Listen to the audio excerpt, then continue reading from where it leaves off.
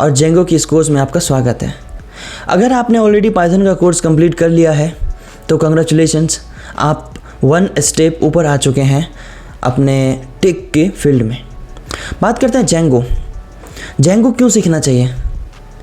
मैंने पाइथन में भी एक जगह जिक्र किया है कि जेंगो एक फ्रेमवर्क है जो बहुत इंपॉर्टेंट है और पाइथन का फ्रेमवर्क है। तो अगर आप एक पाइथन डेवलपर हैं तो हर एक सिंटेक्स आपको पाइथन का मिलेगा, तो it will be helping you learning, making, developing and everything, in debugging everything. आप जैसे वेबसाइट बनाते हैं ना, वेबसाइट को एक किचन समझिए। एक मैं छोटा सा एग्जांपल आपको बताता हूँ कि व्हाई फ्रेमवर्क इज़ नीडेड। आप एक वेबसाइट को किचन समझिए और एक किचन के अंदर कितनी सारी चीज़ें होती है। खाना पकाने के सामान होते हैं, कुक करने की बहुत सारी चीज़ें होती है और हर तरह की रेसिपी होती है। रेसिपी आसान नहीं है, कुछ रेसिपी आसान है जो हम डेली के रोज़ खाते हैं, पर कुछ बहुत सारी ऐसी रेसिपीज़ होते हैं जिसको बनाने के लिए you have to be chef, right. तो किचन एक क्या हो गया, वेबसाइट हो गया। उसके अंदर किचन के अंदर बहुत सारे टूल्स होते हैं, ये भी है, खाना बनाने के इंग्रेडिएंट्स हैं, ऐसा चीज़ें हैं। और फिर एक यूटेंसिल्स होती है, बर्तन होते हैं ना सारे, गैस स्टोव होती है। तो दोनों डिपेंडेंट है एक दूसरे पे।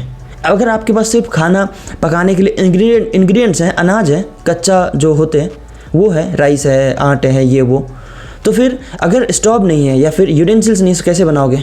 कि पॉलीथीन में डाल के तो नहीं बनाओगे ना। तो दोनों डिपेंडेंट है ना, तो आपके पास दोनों होना चाहिए। आप ये समझ लीजिए कि हर एक चीज़ एक टूल्स है। यूटेंसिल्स एक टूल्स है, बर्तन टूल्स है, खाना बनाने के जो सामान है, आटे, राइस, मसाले, ये सब एक टूल्स है। अब खाना पकाने के लिए एक दूसरे में मिलाना पड़ेगा, उसको एक दूसरे के पास लाना पड़ेगा और स्टेप बाय स्टेप डालना पड़ेगा। अगर आप राइस बनाना चाहते हैं तो विदाउट वाटर नहीं बन सकता। अगर आप रोटी बनाना चाहते हैं तो बिना उसको ऐसे बेलन के सामने लाए नहीं बन सकता। तो हर एक चीज़ का स्टेप बाय स्टेप एक रूल्स है ना। वेबसाइट बनाने के लिए भी Python, HTML, CSS, JavaScript, everything, ये एक टूल्स है एक वेबसाइट बनाने के लिए। अब कौन से टूल्स का इस्तेमाल कब करोगे, कौन सी बिजनेस प्रॉब्लम को सॉल्व करने के लिए करोगे, you have to decide and you have to learn. And that's why Django in the house. Django is a framework जहाँ पर आप पाइथन को लाते हो, HTML को लाते हो, CSS को लाते हो, जावास्क्रिप्ट को लाते हो और वहाँ पे पकाते हो आप, और जो पक के रेडी हो जाती है, दैट्स अ वेबसाइट, राइट। तो जेंगो एक फ्रेमवर्क है जहाँ पे पाइथन सीख लिया। अब जेंगो बैकएंड और फ्रंट एंड दोनों को सपोर्ट करेगा। सिंपल सी बात है ना। जो यूटेंसिल्स होती है आपकी खाना पकाने की, सिर्फ ऐसा तो नहीं है कि सिर्फ रॉ मटेरियल को जैसे लिक्विड है या उसी को सेलेक्ट करेगा। अगर कोई कुकर है तो कुकर में सिर्फ पानी ही आएगी ऐसा ज़रूरी तो नहीं, या कुकर में राइस ही आएगी ऐसा ज़रूरी तो नहीं। आप स्टेप बाय स्टेप हर चीज़ डाल सकते हैं और वो हर चीज़ को सपोर्ट करेगा तभी बनेगा, क्योंकि उसमें चावल डालेंगे तो विदाउट वाटर नहीं बन सकता ना, वो not possible. That's why website में अगर सिर्फ बैकएंड डालेंगे तो दिखेगा क्या, और जो दिखता है वही बिकता है। अच्छी UI भी तो होनी चाहिए। तो हमने कहीं HTML CSS का भी जिक्र किया है, पर ज़्यादा नहीं, क्योंकि हमने ये बैकएंड के लिए कोर्स बनाया है। क्योंकि फ्रंट एंड जो है अभी ऑनलाइन भी बहुत सारी चीज़ें अवेलेबल है और सीखना बहुत बड़ी बात नहीं है, क्योंकि उसमें आपकी क्रिएटिविटी आती है। बैकएंड में आपको पता है कि ये चीज़ें हैं, ऐसे कनेक्ट करते हैं, ऐसे डेटा पार्स करते हैं, डेटाबेस में ऐसे सेव करते हैं, लाइक दैट। बस front end is all about your creativity. जितना क्रिएटिव आप बनोगे उतना आपके लिए बेस्ट रहेगा। And backend is not about creativity, backend is all about logical skills. And logical skills are all about tools, कि कितने टूल्स आपको आते हैं, कौन से टूल्स का इस्तेमाल कहाँ करते हैं और उसकी स्टेप्स क्या होती है। तो अगर आपने पाइथन ऑलरेडी कंप्लीट किया है तो जेंगो समझने में बहुत ज़्यादा आसानी होगी। अगर नहीं किया तो दिक्कत होगी, टू बी ऑनेस्ट। तो इसमें हमने सबसे पहले डिस्कशन किया है कि जेंगो क्या है, उसकी इंस्टॉलेशंस कैसे करते हैं। बहुत ईजी इंस्टॉलेशंस है, आप पहले लेक्चर में देख लेंगे। उसके बाद हमने डिस्कस किया है कि बैकएंड कैसे सेटअप करते हैं, उसमें डेटाबेस कैसे सेटअप करते हैं, आपके लैपटॉप में जेंगो का सेटअप कैसे करते हैं। उसके बाद कोई प्रोजेक्ट की शुरुआत कैसे करते हैं, ये हमने बताया है। उसके बाद जब कोई एरर्स आएगा, एरर्स इस बात का सबूत है कि आप कुछ कर रहे हो, आप अपनी पढ़ाई स्टार्ट कर चुके हो।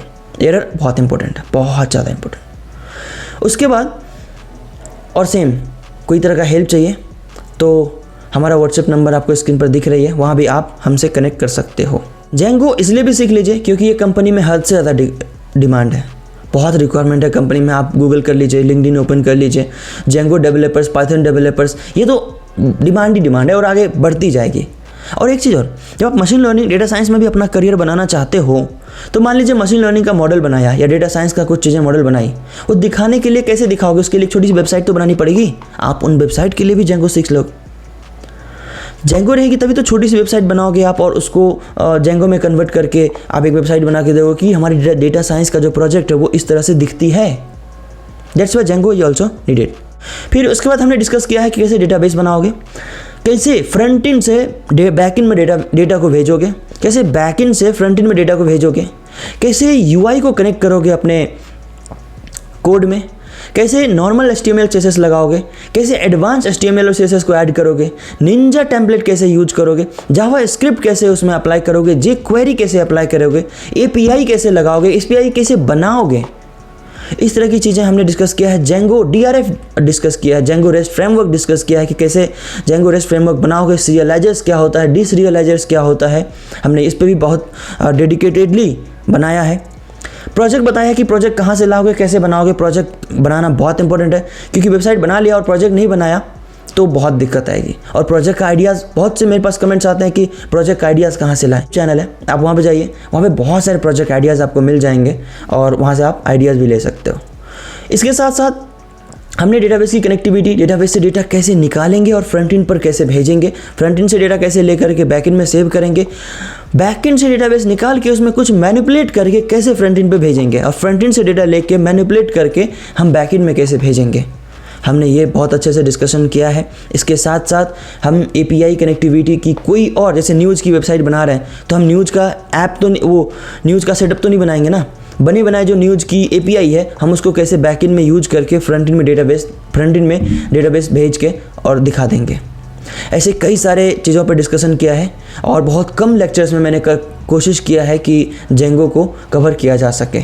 तो ये इंट्रोडक्शन वीडियो था, बाकी सीधा जंप करते हैं लेक्चर्स में। So thank you and good luck.